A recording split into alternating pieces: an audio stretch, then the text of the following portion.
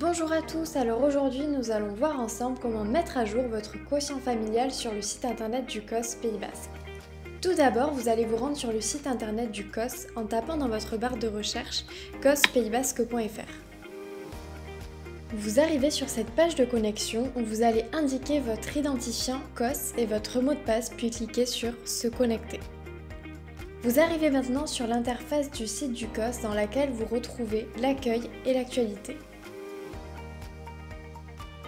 Pour mettre à jour votre quotient familial, je vous invite à vous diriger vers le personnage en haut à droite de votre écran et descendre jusqu'à l'onglet « Déclarer mes revenus ». Sur cette page, vous allez retrouver toutes les explications liées au calcul du quotient familial. Je vous recommande d'en prendre connaissance avant de faire votre déclaration et je vous précise que vous devez vous référer au tableau pour définir le nombre de parts nécessaires pour le calcul.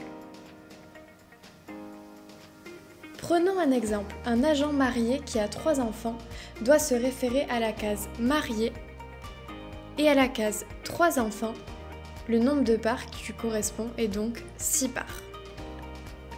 Je vous précise que le nombre de parts tient compte de votre situation actuelle. Les enfants nés récemment comptent dans le calcul des parts, même s'ils n'y figurent pas dans votre avis d'imposition demandé. Et pour rappel, seuls les enfants fiscalement à charge comptent dans le nombre de parts.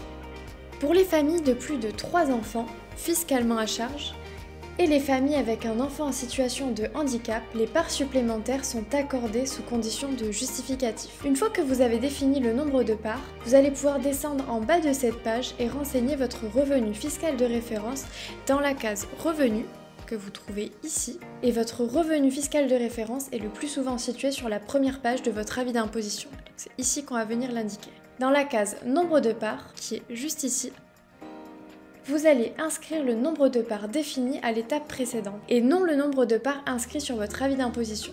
À cette étape, apparaît la case « Je ne souhaite pas communiquer mes revenus au COS ».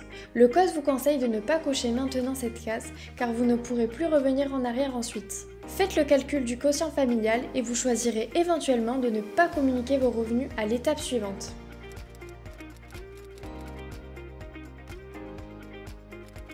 Une fois que vous avez complété les 2 cases, vous devez cliquer sur « Calculer ». En descendant en bas de la page, votre tranche de revenus se calcule automatiquement juste ici. En cliquant sur l'élément bleu sélectionné, juste ici, vous allez pouvoir ajouter votre avis d'imposition, on va le faire ensemble. Voilà, je viens d'ajouter l'avis d'imposition, mais n'oubliez pas que pour les agents qui vivent en union libre à la même adresse postale, vous devez ajouter vos 2 avis d'imposition. Et si vous avez des enfants fiscalement à charge, vous allez pouvoir ajouter ici, juste ici, une autre pièce jointe avec une attestation de paiement de la CAF ou de la MSA de moins de 3 mois, et non pas une attestation de quotient familial de la CAF ou de la MSA. Et à défaut d'une attestation CAF ou MSA, vous allez devoir fournir une attestation sur l'honneur d'enfants à charge que vous trouverez sur le site internet du COS dans l'onglet « Le COS en pratique ».